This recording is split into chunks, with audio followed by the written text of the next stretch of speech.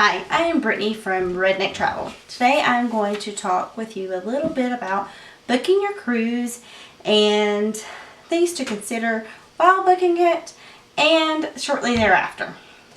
There's a couple of things that I would like to go over, and here's my reasoning why. When we first started cruising, there wasn't a lot of information out there.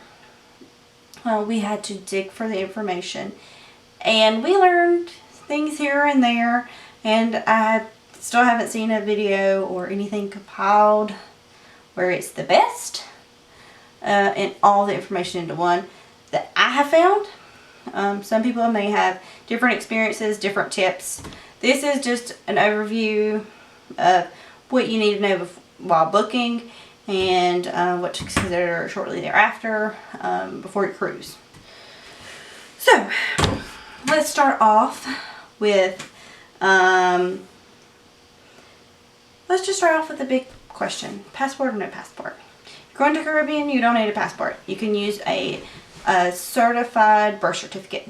I will caution you against using that certified birth certificate though. If for any reason you are left by the ship, and the only reason you wouldn't be if you were late would be if you are on a ship planned shore excursion. Otherwise you will be left if you're not there when it says it's going to leave, or before. Preferably before, because if they're already unhooking the stuff, they ain't gonna let you on the boat. But, so we have our passports for that reason, so that we can fly back to the U.S. Say we're in Cozumel, Mexico. We wouldn't be able to fly back to the U.S. We would have to get on a boat and go to the mainland Mexico and then drive back. Or if you were somewhere like the Grand Caymans and you couldn't do something like that, because you either have to enter through a land, let me remember how they put it, a land border. Can't enter through the air. You can't enter through the, and you can enter through the sea, but you can't enter through the air. Way to put it. So like say we were on the Grand Caymans, we would have to go to the U.S. Embassy and go through a lot of hoopla to be able to get back to the U.S., be able to fly. Probably we would have to apply for a temporary passport, and that would probably take days, maybe even weeks to get. Who knows? So get your passports for just in case.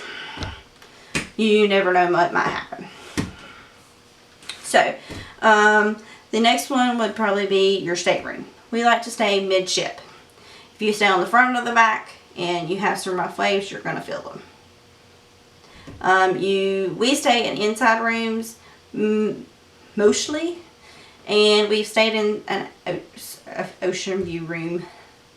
But we like the inside rooms because they're cheaper. We don't stay in our room a lot because we're out doing things. We're not people to sit by the pool either, but we get out and do activities. So if you plan on staying in your room a lot, then ocean view or a balcony probably would be worth it. If you don't, then I would say it's probably not worth it. Get you an inside room and save money. Spend it somewhere else. Like I said, we like to stay midship. We like to stay on deck 4, 5, 6, or 7 because you're closer to the water. If you stay on the higher decks, sometimes it can, in rougher seas, get a little more choppy up there.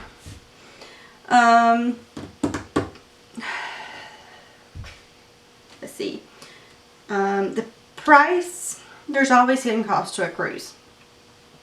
The price you see first is not normally your price that you're going to see that's in your cart. So like for me and my husband, a cruise that we just booked, it was $169 a person, and we're taking my sister-in-law with us. So it was 160 times 3, so it would have been like 5 something. When I got at my card, it was 800 and some bucks. Well, if you weren't traditionally accustomed to cruising, you're like, what? And I know I was when we booked our first cruise. There are taxes and fees and port fees added onto that, and it's like $200 person most of the time, depending on what length of cruise you're going on to, how many cruise ports and that kind of stuff. So just beware, there are hidden costs. Another hidden cost would be gratitudes. Gratitudes are tips that you pay usually at the end of your cruise. We choose to prepay ours so that they are paid for when our cruise is paid for. It goes toward your person that cleans your room and their helpers, and the people that serve you at dinner and their helpers. And there's a room for other. I'm not really sure who they pay, but that doesn't. We have found out it doesn't include the people that deliver your room service. So please tip them. We usually tip $1 or so, depending on how much we got. If we got a lot, we tip them too. Most of the time it's $1. So that leads me to dining. So you're going to choose your My Time Dining or first or second sitting. My Time Dining is you go whenever you want. Most of the time, most companies that do the My Time Dining make you pick a time before you go, so they can kind of plan their schedule. Some don't. Some you just show up. You might have to wait for a table there. Disney does not do My Time Dining because they do a rotational dining, and I'll cover that later. Royal Caribbean and Carnival and Disney, for the first sitting, it's anywhere from 5:30 to 6:15. Second is between 8 and 8:30, somewhere in that range.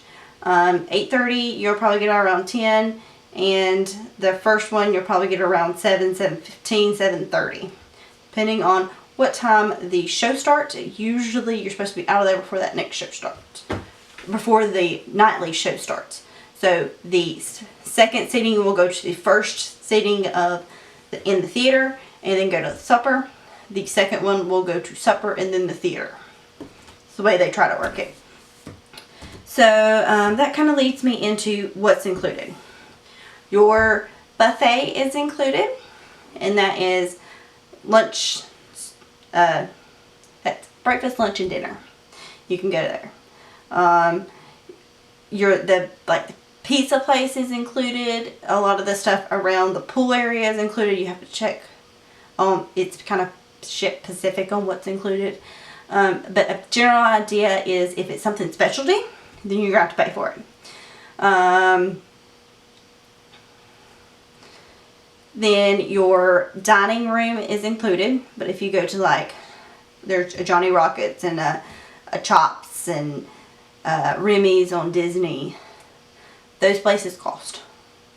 Ben and Jerry's, excuse me, because I can't talk,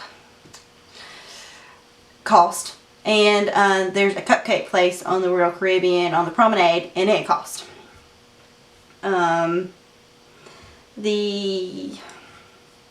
Your drinks. Disney, your sodas are covered. Royal Caribbean, you have to pay, I think it's $6, between $6 and $6.50 for Royal and Carnival. There's a set price there. I'm not sure what it is. For your drinks. With Royal, you get a cup. You get to go to the freestyle machine. So if you like stuff in the freestyle machine, they have water. They have ginger ale in there. They have all kinds of stuff. But it's $6 per day per person per stateroom. And they add a 18% gratitude on top of that. So you're paying gratitude for that too. Carnival, you just ask for your drink. They don't give you a cup. You have to ask for it. And no sharing. Royal Caribbean has a couple other packages. I'm going to tell you this straight up front. Unless you're going to drink 7 waters, bottles of water, because you can get free tap water in the thing in there, or specialty coffees, or a variety of. It's probably not worth it. Or they have alcohol packages. Unless you're going to drink 7 to 10 of those a day, it's not worth it. So online check-in. Disney, make sure you do your online check-in just as soon as you can, because if you don't, then you won't get to the port in time, or get to the port when you want to. We want to be there around 11. I did my online check-in 3 weeks prior to the earliest they had was 1 o'clock. We were able to get on. So Disney does do an appointment style get to the port, which kind of dwells down the lines there, but we'll talk about that later. With your online check-in, also with Carnival and Royal Caribbean, you get your luggage tags, you put your passport numbers in, so it's kind of like an express lane. You go up there, they scan your passport, they already got the numbers in, they don't type anything in, put your address and that kind of stuff on there. Also, you set it up with you either put cash on, it's called a key card, it gets you into your room, but it's also going to be your own onboard credit type. It's going to, you don't use cash usually.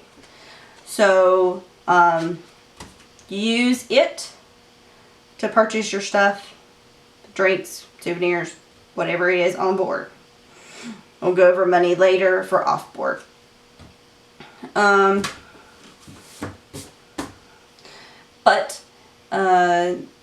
You set up your account with a checking account, a credit card, a debit card, or you put cash on it. That way, you don't, they'll just bill that.